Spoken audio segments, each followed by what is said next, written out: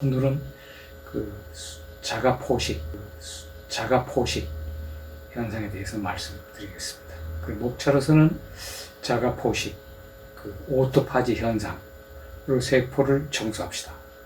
이 내용에 대해서 말씀을 드리겠습니다.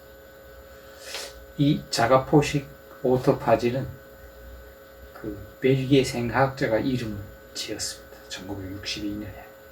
그런데 이제 88년에 오스미 교수가 자가 분자 메커니즘을 규명해서 2016년에 노벨 생리의학상을 받은 내용이 되겠습니다. 그래서 요 뜻은 우리가 이제 오토페이지, 그래가지고 그리스에서 오토, 자신의 페이지 먹다 해서 자기 세포가 자기 살을 먹는다, 이런 뜻이 되겠습니다. 그리고 이게 보통 이제 우리가 영양분이 부족하다든지, 그 다음에 외부 미생물이 침입한다든지, 아니면 세포가 스스로 내부 단백질을 재활용하는 면역 현상이라든지, 이런 현상을 우리가 자가포식 현상이라고 얘기하고 있습니다. 그래서 이제 세포는 자가포식 없이는 생존할 수 없다는 겁니다. 우리가 이제 생명을 유지하는 데 필요한 새로운 단백질을 만든다든지, 아니면 구조를 구축한다든지 할 때 그 원료로 쓰고요. 그 다음에 이제 독성을 띠게 되는 손상된 단백질을 청소하기도 하고, 그 다음에 인체의 면역 시스템에서 중요한 역할을 해서 인체에 우리가 침입한 병원체를 중화한다든지 대체한다든지 이런 역할을 또 합니다. 그래서 이 자가포식은 우리가 암이라든지 파킨슨병이라든지 알츠하이머 같은 질환하고 관계가 깊다고 얘기하고 있습니다. 그래서 여기에 나와 있는 그림은 GE의 헬스케어 첨단 형광 현미경입니다. 이 현미경 이름이 델타 비전 엘리트라는 건데요. 요거를 지금 독소 포차층에 대해서 자가포식하는 현상을 촬영한 겁니다. 그래서 이제 오스미 교수도 결국 이 첨단 이런 현미경의 이걸 써서 그걸 발견함으로써 메커니즘을 규명할 수 있게 되었다고 이해하시면 되겠습니다.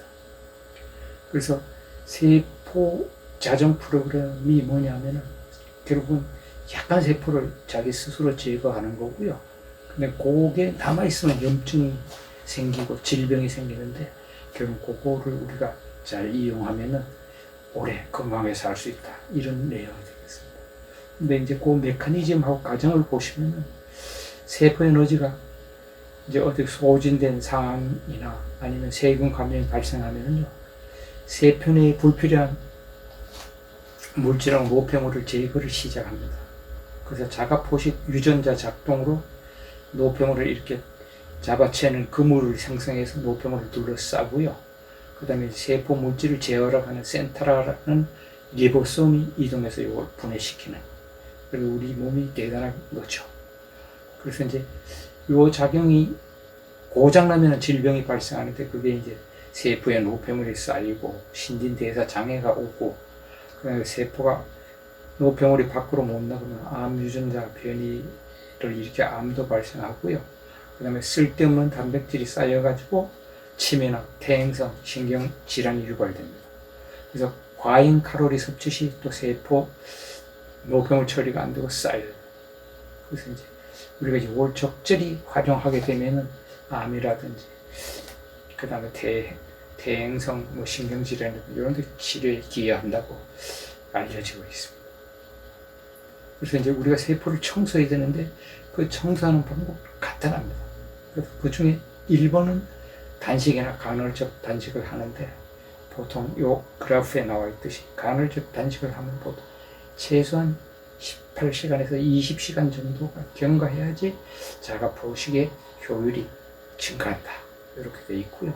만약에 단식을 한다 그러면 48시간 내지 72시간, 그리고 2 내지 3일 정도 단식할 때 가장 크게 나타난다, 이렇게 얘기하고 있습니다. 그 다음에 요거는 제가 일장에서도 렉틴할때도 창자벽에서 얘기를 했지만은, 우리가 요거는 여러분들이 우리 창자벽 점액을 먹고 사는 아크만시아 뮤신이 필라라는데 요게 칼로리를 제한해도 굶어 죽지 않고 오히려 점액을 먹고 점액을 더 많이 생성하고 장세포에 신호를 보내기 때문에 이 칼로리 제한이 필요한 거죠.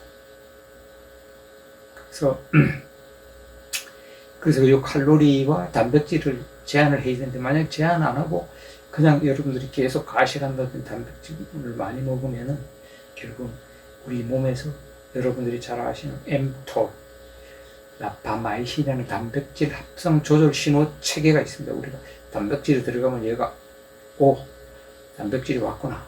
그러면 그게 단백질 섭취를 제한해가지고 자가포식 작전을 유도를 하면 되는데 뭐 그렇지 안 하고 계속 먹으면 단백질 섭취 시 이 수치가 올라갑니다. 이 올라가면 얘가 그냥 있는 게 아니고요.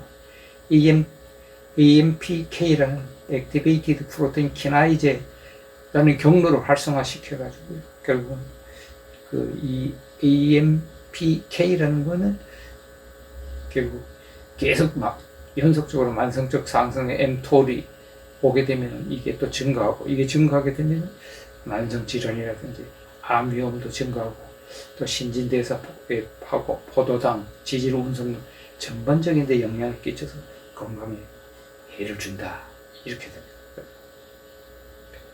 그래서 그 다음에 이제 또 하나 세 번째는 적당한 운동을 하라는 거예요. 요거 텔레모아에서도 말씀드렸는데 일주일에 3 내지 4회 유산소 운동을 하시면 되겠습니다.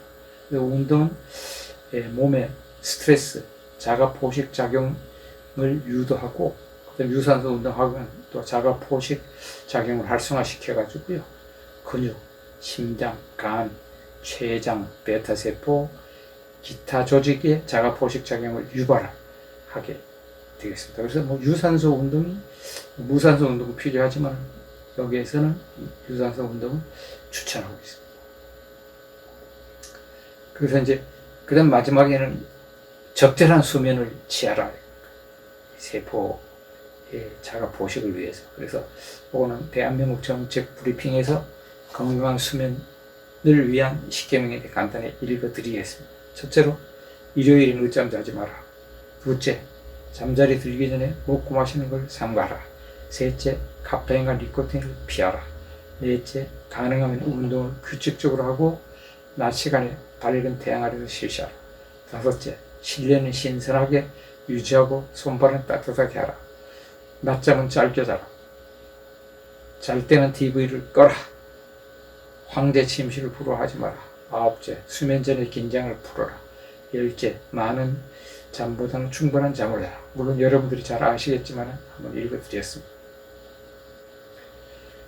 그 마무리로 이제 그 자가 포식의 장점은 이 노화대포를 제거하고요, 미토콘드리아의 건강도 개선하고 바이러스에 감염된 세포도 제거하고 세포 사멸도 감소시키고 이때 이제 염증이 보통 하거든요. 아까 이제 렉틴 먹어도 그렇고 과당도 그렇고 이 문제가 되지만은 요 자가 포식 경우에는 그런 걸 잡아먹게 돼서 염증 효과를 방지하게 되는 거예요. 그래서 또 스트레스에 강하게 되고 신체와 정신을 또 건강하게 합니다. 그래서 이 앞과 뭐 4가지 방법을 여러분들이 그 청소를 깨끗이 하시고 또 여러분들 건강에 도움이 되었으면 합니다. 감사합니다.